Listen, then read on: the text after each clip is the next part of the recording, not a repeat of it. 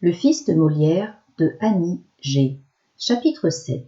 20 jours plus tard, le tailleur avait confectionné à Michel 2 élégants costumes de velours ainsi que des chemises blanches qui lui donnaient des airs de fils de bonne famille.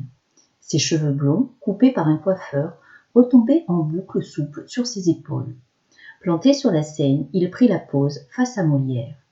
Le comédien lui avait demandé d'apprendre un court passage d'une de ses pièces.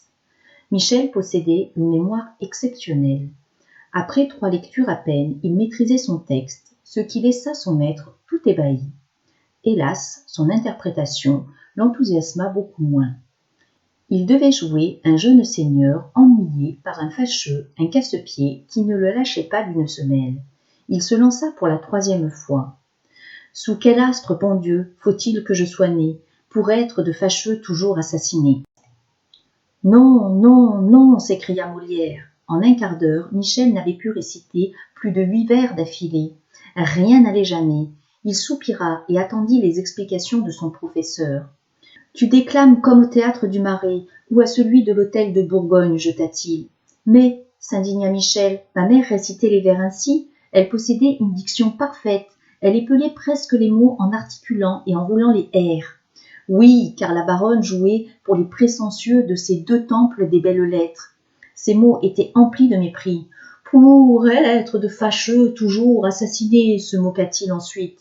Seuls les vieux croutons apprécient encore ce genre de déclamation. Ici, nous jouons vrai. Il te faut réciter les vers comme si c'était de la prose, avec simplicité. Mais, insista Michel, même la raisin voulait « Cesse donc avec ta raisin. Elle te faisait singer les adultes. » Alors pourquoi écrit-on des pièces en vers ? La question était loin d'être sotte. Molière resta un instant la bouche ouverte avant de répondre. Parce que c'est l'usage. L'amateur d'alexandrin suivra la cadence. Quant aux moins instruits, ils écouteront le sens des mots et se moqueront que cela soit écrit en poésie. Michel hocha la tête. L'explication lui convenait. Molière avait certainement raison. Reprends.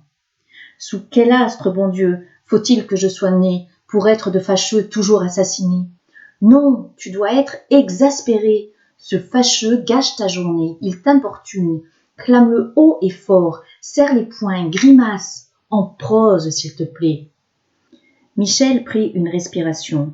Puisque Molière voulait de la prose et de l'agacement, il allait lui en donner. Sous quel astre, bon Dieu, s'énerva-t-il, faut-il que je sois né pour être de fâcheux toujours assassiné ? Il semble que partout le sort me les adresse, et j'en vois chaque jour quelle nouvelle espèce. Voilà qui est mieux, le félicita le comédien. Puis il le serra familièrement contre lui et lui frotta les cheveux de la main, tant il était satisfait. Michel se dégagea, un peu gêné, mais rouge de plaisir et ému par ce geste d'affection. Ce n'est pas mieux, ajouta Molière, c'est beaucoup mieux. Mais prends tout de même le temps de respirer. Maîtriser sa respiration est très important. Beaucoup mieux, lança une voix sarcastique depuis le parterre. Il n'y a pas que votre personnage qui soit assassiné. Ces malheureux vers le sont aussi. Par chance, ils n'appartiennent ni à mon ami Jean Racine, ni au grand Pierre Corneille. Ce ne sont que les vôtres. Michel vit Molière s'avancer, main sur les hanches, vers le bord de la Seine. À ses pieds se tenait un vieil homme, petit et gras. Malgré son âge, il était vêtu à la dernière mode et coiffé d'un large chapeau tout emplumé sur une longue perruque bouclée. « Montfleury » ricana Molière. « Quel mauvais vent vous amène !» Michel, lui aussi, l'avait reconnu. Il s'agissait du plus célèbre comédien de l'hôtel de Bourgogne, un homme imbu de lui-même, qui avait joué avec sa mère. « J'avais fort envie de vous entendre maltraiter des alexandrins, » persifla l'individu. « Alors, je suis entré. » Molière se mit à rire, il se tourna vers Michel. « Dans ta tirade, tu parlais de fâcheux, et je ne connais pas de fâcheux plus fâcheux que ce monsieur. »« Vous m'honorez, mon cher, » se moqua Montfleury, avec une courbette. « En fait, je suis venu rencontrer le jeune baron, et je vous serai obligé de vous mêler de vos affaires pendant que je m'entretiens avec lui. » Puis, s'adressant à Michel, il expliqua. « Ta mère, mon petit, était une comédienne exquise. Tu me parais aussi... » « Beau qu'elle, pensa Michel. « Beau qu'elle, termina sans surprise Montfleury. Le garçon esquissa un sourire, attendant la suite. Je t'ai admiré avec la troupe de mademoiselle Raisin. Tu déclamais parfaitement, n'en déplaise à ce triste cire qui brille par ses déplorables goûts populaires. Venez-en au fait, le coupa Molière d'un ton sec. Je ne tolère pas les gens de votre espèce dans ma maison. Michel dressa l'oreille. L'agressivité montait. De quelle espèce d'homme était donc Montfleury pour que Molière, d'ordinaire si calme, se montre si hostile? Tes parents, reprit le visiteur, étaient de bons camarades. À présent qu'ils sont morts, considère-nous comme ta famille. Ta place se trouve parmi nous. Je t'offre un emploi dans mon théâtre. Tu ne saurais rester avec ce monsieur de sinistre réputation qui va gâcher ton talent en t'inculquant ses mauvaises manières.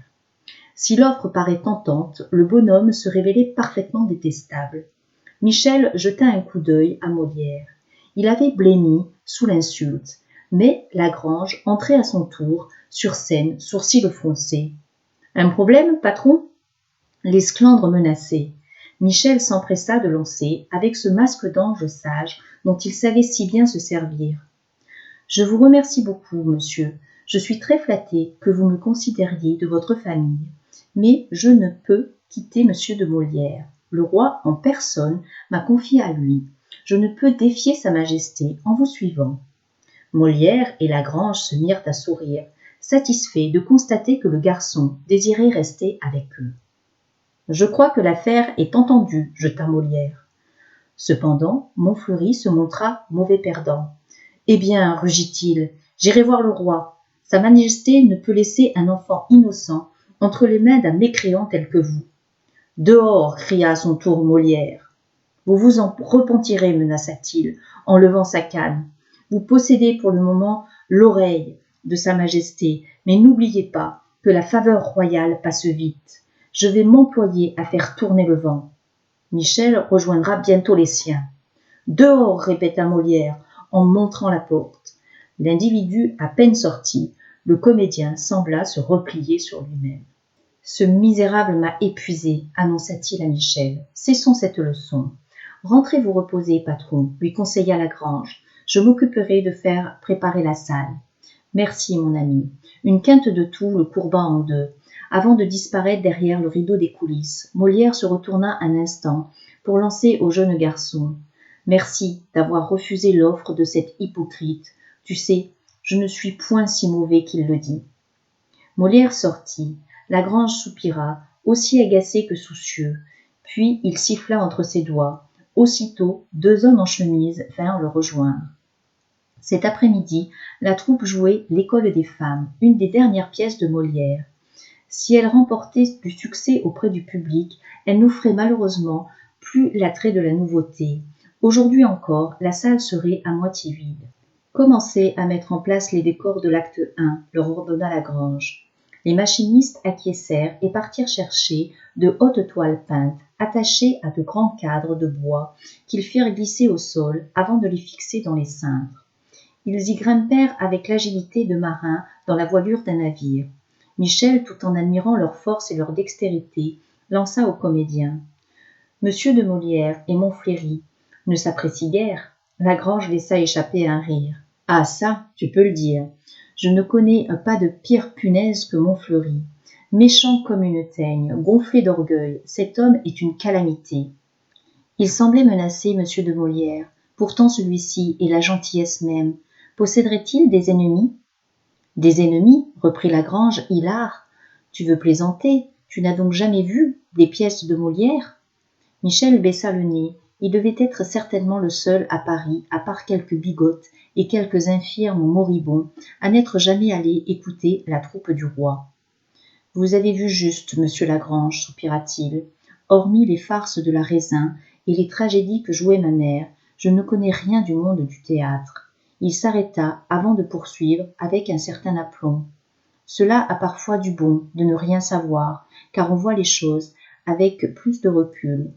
Lagrange cessa aussitôt de rire. Les mots du garçon étaient empreints de bon sens. Le comédien se racla la gorge et expliqua. Molière, dans ses comédies, a l'art et la manière de montrer les faiblesses des gens. Il tourne en ridicule les bassesses et la bêtise de telle façon que, après avoir suivi une de ses pièces, on se regarde soi-même d'un autre œil. Ainsi, il se moque des médecins ignares, des bourgeois qui veulent s'anoblir, de faux dévots qui cherchent à diriger les familles, et aussi des avares, des barbons, de ceux qui laissent les filles dans l'ignorance, des femmes qui font trop les savantes ou les coquettes, des parasites. Fi, la liste de ceux qui le détestent est sans fin. Michel siffla impressionné. Cela fait du monde, pour sûr. Et il y a nos confrères des théâtres concurrents. Ils nous querellent et cherchent à débaucher nos comédiens, sans parler des auteurs.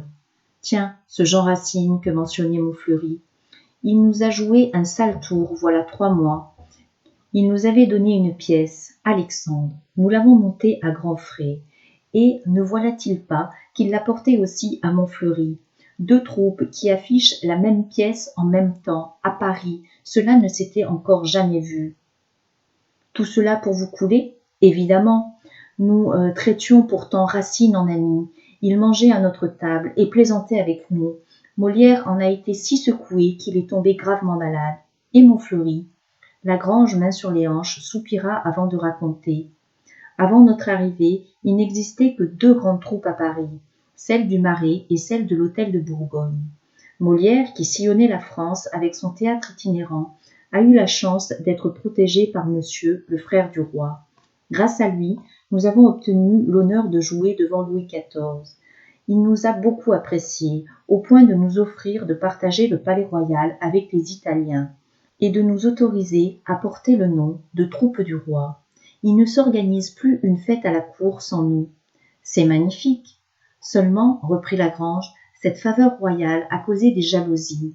Avant, le roi ne suivait que les tragédies des 2 autres théâtres, ou les farces des Italiens, qui jouent en italien. Avec nous, il s'amuse en français. Il apprécie aussi un nouveau genre de comédie que Molière a inventé avec le musicien Jean-Baptiste Lully. On appelle cela des comédies-ballets.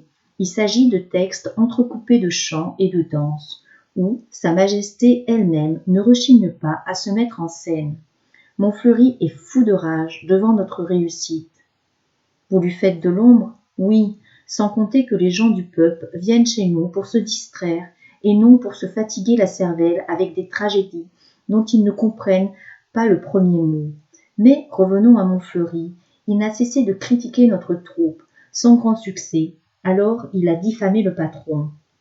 Que voulez-vous dire? Il a fait courir le bruit que Molière avait épousé sa propre fille. Quoi? Parfaitement. Armande est beaucoup plus jeune que Madeleine. De là à imaginer qu'elle en est la fille et non la sœur. Et comme Madeleine et Molière ont commencé à jouer au théâtre ensemble voilà plus de 20 ans, certains ont supposé qu'il était le père d'Armande.